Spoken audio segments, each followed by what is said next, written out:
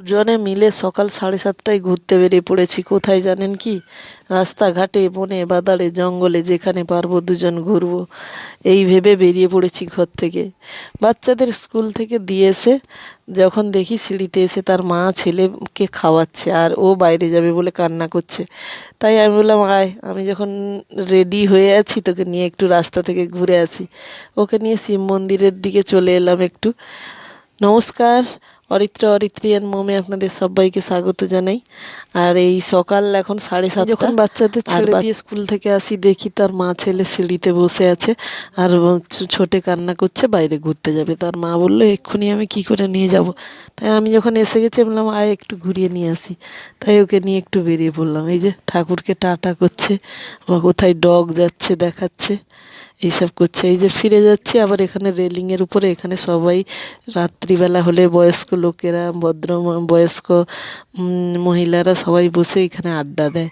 এখন কেউ নেই, এখন ছোটে আর আমি আড্ডা দিচ্ছি সকাল 7:30টায়। আর কে থাকবে, দুজনে মিলে আড্ডা দিচ্ছি। ও কিন্তু খুব খুশি। এই রকম খুশিটা তাকে কিন্তু কেউ কখনো দেয়নি, কারণ তার বাবা মা নিয়ে বেরায়, কিন্তু এই সময়ে এসে ঠিক এই রেলিংয়ের উপর সে কোনো দিন আসেনি, এই ফার্স্ট টাইম মনে হয় এসে বসছি। আচ্ছা, এই যে আমাদের ঘরে অ্যাকোয়াগার্ডটা আছে, অনেকজন নেওয়ার জন্য আমাদের ঘরকে বলছে, কিন্তু না, এটা আমার বাচ্চা কাচ্চা হয়েছিল না, ওই জন্য আমি পরিষ্কার করতে পারবো না বলে। মাছ মরে যাচ্ছিল বারবার, ওই জন্য মাছ একটা ছিল তাকে পুকুরে ফেলে দিয়ে আর এটাকে রাখা আছে। এবারে একে একটু বাচ্চারা বড় হয়ে গেছে, এখন এবারে পুরো রেডি করা হবে আবার মাছ টাছ ছেড়ে।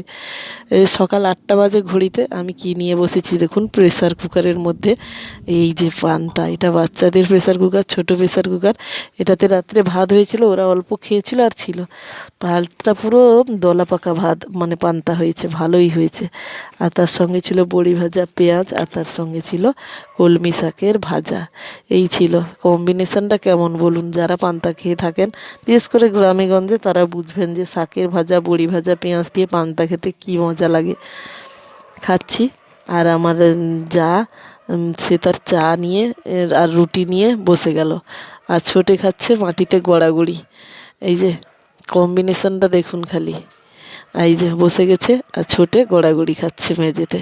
এই খুব জমিয়ে সকাল 8টার সময় আমি আগে কখনো খেতাম না। এই যতদিন থেকে ডাক্তার বলেছে যে সকালে টিফিন করেন না নাকি, প্রেশার এত লো কেন, ততদিন থেকেই আমি একটু ভাবি যে একটু তাড়াতাড়ি খেয়ে নেব। তার সঙ্গে এই কম্বিনেশনটা কারা কারা পেয়েছেন? পান্তা, বড়ি ভাজা, শাক ভাজা, পেঁয়াজ, তার সঙ্গে চা।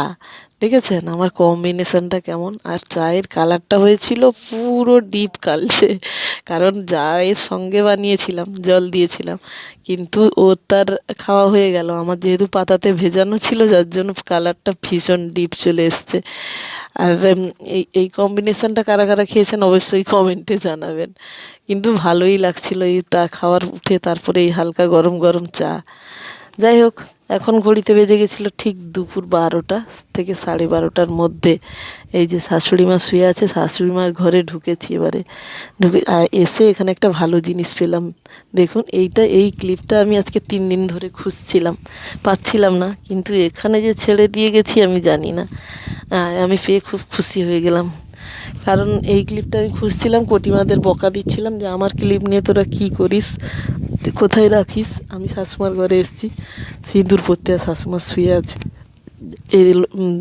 এলোমেলো করা যাবে না, এটা যদি এক ফোঁটা সিঁদুর বাইরে পড়ে তাহলে আমি শেষ। বলবে এরা ঢুকে শুধু সিঁদুর লাগায়, আমার ঘরে রাখতে পারি না, কারণ আমার ছেলে মেয়ে এমনই, সিঁদুরের কৌটো কোথায় ফেলে কি করবে, আমি তাই সেটা অনেক দিনের পালা চুকিয়ে দিয়েছি। এখন শাশুমার ঘরে এসে লাগিয়ে নিই। এই যে গলায় অনেকে সিঁদুর লাগায় কেন, আমি জানি না এটার কিন্তু মাহাত্ম্যটা কী। যদি আপনারা জেনে থাকেন অবশ্যই আমাকে কমেন্টে জানাবেন যে গলায় সিঁদুর লাগায় কেন। আমার স্কুলের মায়েরা যখন নিতে আসে আমি দেখি, আমি শাঁখায় তবুও সিঁদুর লাগাই জানি, সেটা আমি লাগাই, কিন্তু গলায় কী জন্য সিঁদুর লাগাই আমি জানি না। আমার বাচ্চা স্কুলে যখন যাই, বাচ্চারা সবাই, তার মায়েরা অনেকে দেখি গলায় সিঁদুর লাগিয়ে আসে। তাই এবারে এখান থেকে সোজা পাড়ি দেবো রান্নাঘরে। আমার প্রতিদিনের ডিউটি, বাথরুম থেকে সোজা আসবো, শাশুমার ঘরে ঢুকবো, শাশুমার থেকে সোজা এই যে রান্নাঘরে। রান্নাঘরে এসে দেখি একটাতে হয়েছে ডিমের ঝোল। 1 পিস ডিম দেখছি, এটা আবার হাত ধুয়ে নিতে হবে, না হলে অন্য খাবারে লাগানো যাবে না, তাহলে যদি জানা যায় আমি পুরো শেষ। তাই হাত ধুয়ে নিতে হবে।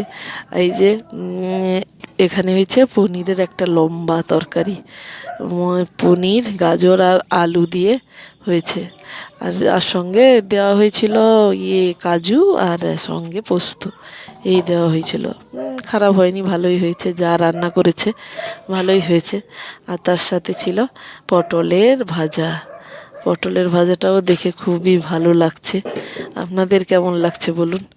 এই যে তার সঙ্গে ছিল শাকের তরকারি, লোটে শাকের এটা তরকারি ছিল। সোমবার শাশুড়ি মায়ের নিরামিষ, এই জন্য কোনো ছোঁয়া